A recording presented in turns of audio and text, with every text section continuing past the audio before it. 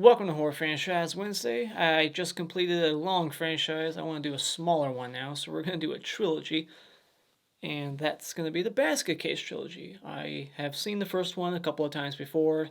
The first one did make my top 10 of 1982. I have not seen the second or third one yet, but I just picked them up recently from Synopsis, I believe, and I'm curious to check them out. But yeah, I really like part one, and what is it about?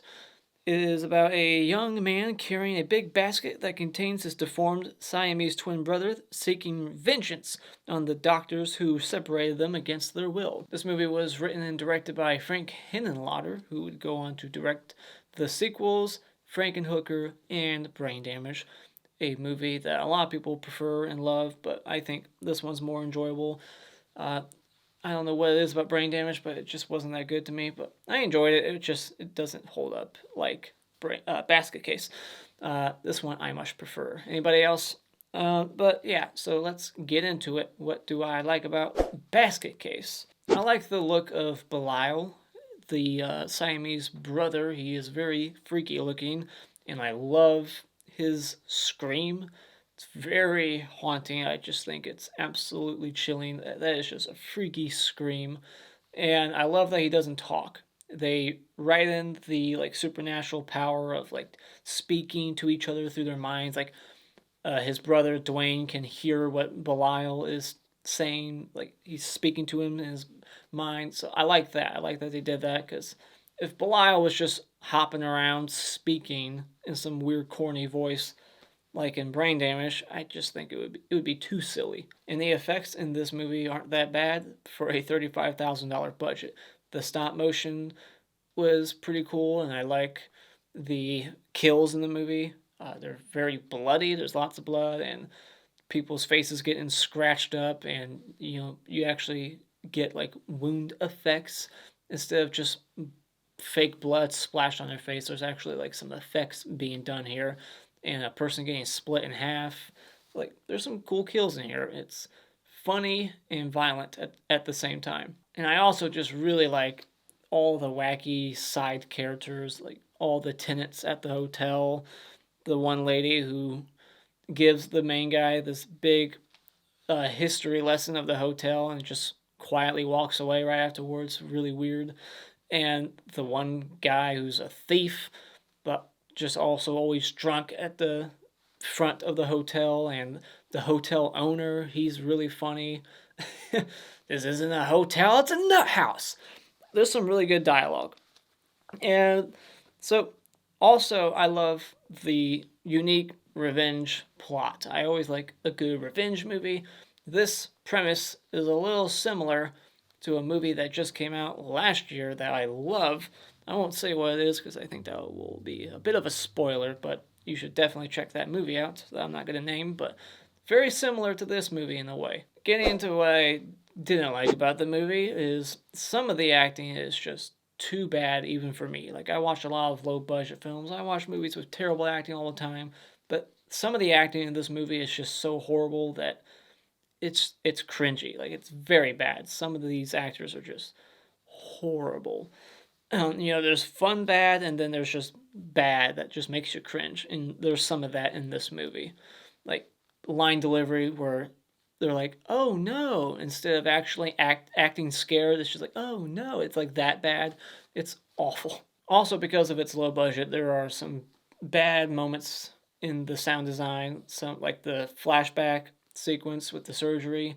It's just very exaggerated, maybe on purpose to be comical, but it just took me out of it. So the sound design, sound effects could have been better. Uh, you know, the best part of the sound design is Belial's scream. I'm also not 100% on board with the romance going on in this movie. I feel like they should have spent more time with this character who I don't even think has a name. She probably said her name once.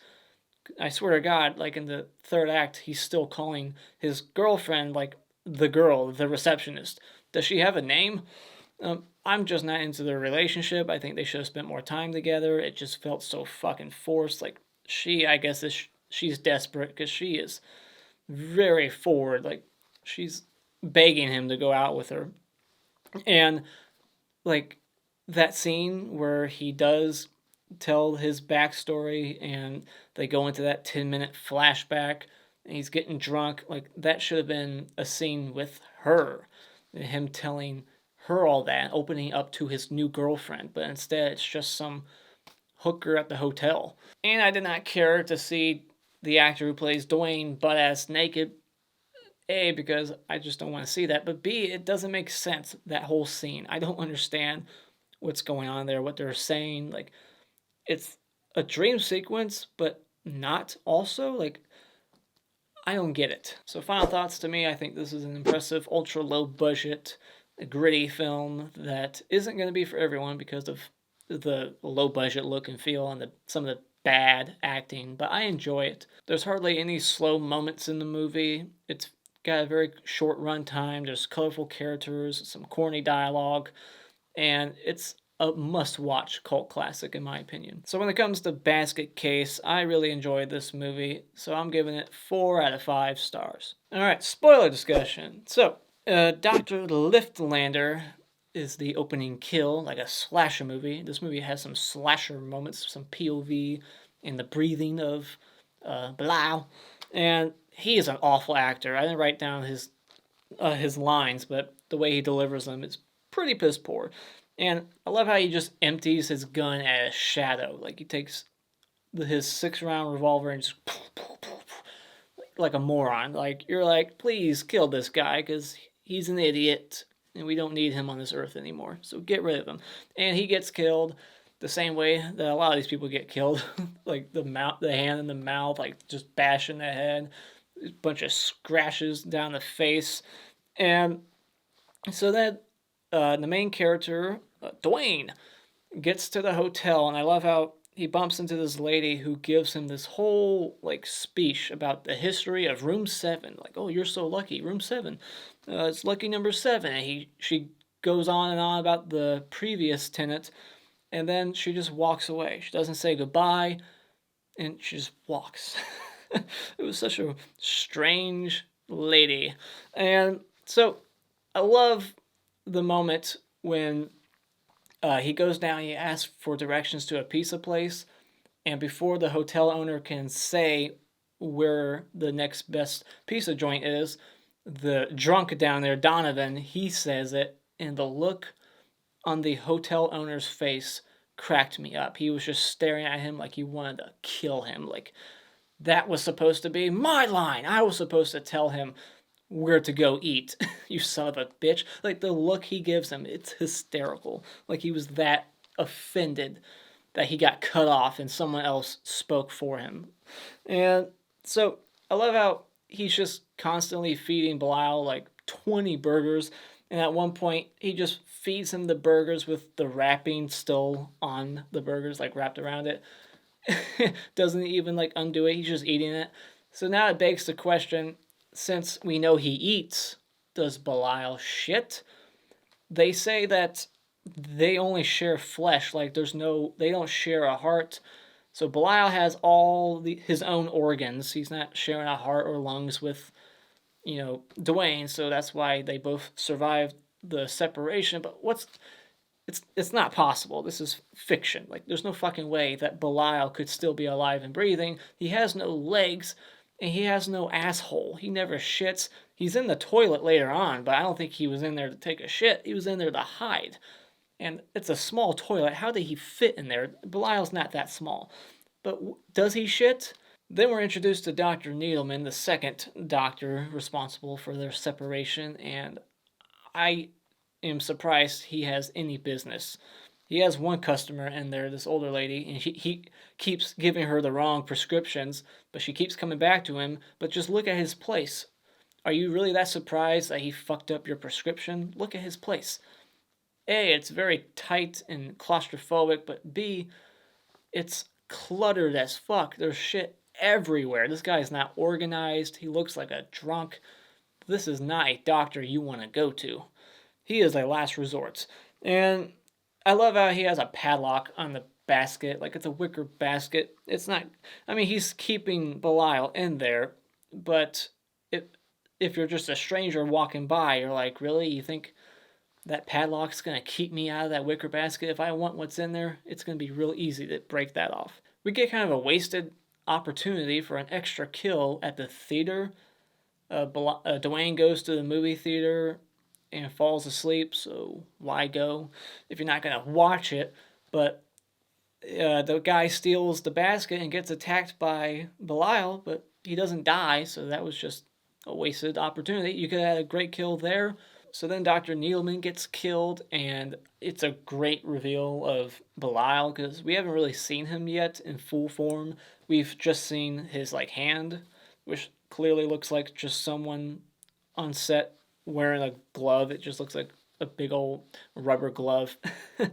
But this was the first time we actually got to see all of Belial. He's just glued to the wall when he flips the switch. It actually was startling. It kind of got me. I was like, oh shit, I forgot that's how they reveal him. And he guts him off camera, but just blood splashing up on his face. He's ripping him apart. Belial is not someone you want to give expensive gifts to because he's not gentle with his hands. He gets a brand new television and breaks it right away. But Dwayne was kind of a dick for leaving it on a staticky channel before he left. He could have put it on something before he walked out, but he just left it on static, here you go, see ya. So then Dwayne's on a date at the Statue of Liberty with his new girlfriend, and when they start to kiss, Belial can sense that and gets pissed off because he's lonely, obviously. I mean, he's never going to get a date looking the way he does. And he doesn't have a dick, so he's never going to get laid. And so he's throwing shit around the room. And this is when you get some stop motion. And for some reason, even though he's out on a date, he left a whole wad of cash back at the hotel for Donovan to go in and steal. But then he gets killed by Belial. Good riddance, you thief. I don't know this for a fact, but I'm thinking that the receptionist lady and maybe even Dr. Cutter, appropriate name for a surgeon and veterinarian, they have wigs, right? They look like wigs. Then we get the scene at the bar, and we get some really over-the-top, bad, drunk acting, and he's telling the black chick from the hotel, is she a prostitute? I don't know what she does. I think she's a hooker, right? I don't know. Doesn't matter. He's telling her everything, and, he got separated at the age of 12. I'm not sure why they waited that long to start that shit and to start homeschooling. Why not kindergarten? If that was my kid, homeschool from the beginning, never sending him to school, and separate them at a very young age. Why wait 12 years? And in the flashback, Belial's eyes are way more blue than they are present day. I love how they ironically sliced their father in half. They were separated, now they're splitting him in half. And it just is so convenient because he was standing there when it went down. It's that thing only works if he stands still. He had so much time to duck out of the way, Then we get kind of another missed opportunity here for another kill. It's just a scare sequence with Belial hiding in the prostitute's bed, and she likes to sleep with no bra and no panties, just a big, big shirt. And yeah, he's just in her bed and steals her panties and goes back to the other room. So that was his mission, just to steal her panties. So then we get the Dr. Cutter kill scene, and her scream is just so high-pitched and drawn out and just silly. And she falls into the drawer of scalpels, and 4 of them are sticking out of her face, and they look a little plastic or rubbery, they're kind of flimsy. And the 2 twin receptionists come in, and both of them have a broken right arm. What do they do? Hurt each other arm wrestling? Is that what they do on the side? And yeah, it's just such a crazy over-the-top scene when they find her in there. She's and all the things are sticking out of her face. She looks like Pinhead's wife. So then Dwayne is trying to get it on with his girlfriend, and he gets cock-blocked by Belial, and I guess the girlfriend never saw him, but she heard him, and she's like, what's that? What's that? But he's keeping her pinned down for a whole minute. They drag this sequence on. And she's like, let me go. And then he finally just like, he wraps her up in a blanket and like throws her out kind of very violently, like out the room, and hits the wall. And then she immediately wants to get back in. Like, Dwayne, let me back in. It's like, he just wrapped you up in a blanket and threw your ass out up against the wall. It looked like it hurt. And he was like pinning you down for a full minute. There's some maniac in there screaming his head off. Well, I wouldn't want to go back in. Then we find out that Belial can make his eyes glow. I'm not sure what is happening here in this scene because Dwayne is asleep and then he's like dreaming that he's running through New York butt ass naked. What is this? Skin deep? And then we see him making love to his girlfriend, but we're still thinking like this is the dream. But then it turns out it's Belial on top of her, like trying to rape her, even though he doesn't have a dick. Not that I know of. Like I didn't see anything down there. There's no dick. So he's like, but he's like wobbling on top of her, like he's like pretending like he's fucking her. But then like Dwayne wakes up, realizes he's back at his hotel, and knows that Belial is raping his girlfriend. I don't get that scene at all. Like, was it implying that the naked Dwayne was actually just Belial going down the street? Like, I don't understand this whole sequence of events. So then Dwayne takes Belial back to the apartment or the hotel, and he gets lifted by the nuts, and all the tenants come pouring in. So now they all actually get to witness Belial for the first time, and he gets thrown out the window. They fall out the window, and they're hanging onto the sign, and Belial strangles Dwayne. So he's already dead before he hits the ground, and then Belial just kills himself and falls with him. And I like how their bodies are positioned. It's how they used to be years ago. Belial is like up against the side of Dwayne. And so yeah, it's kind of a dark, depressing ending. Just murder-suicide right after rape and homicide. So yeah, I mean, rape with no dick. So, but yeah, that's the end of the movie. What are your thoughts on this film? Is it your favorite of the trilogy? Is it your favorite Frank Henenlotter film? Let me know in the comments below. And as always, if you like what you've seen here, you can hit this like button and become a subscriber today just by clicking on my cartoon face in about 5 seconds. And remember, it's all an opinion. You don't need to get butthurt about it.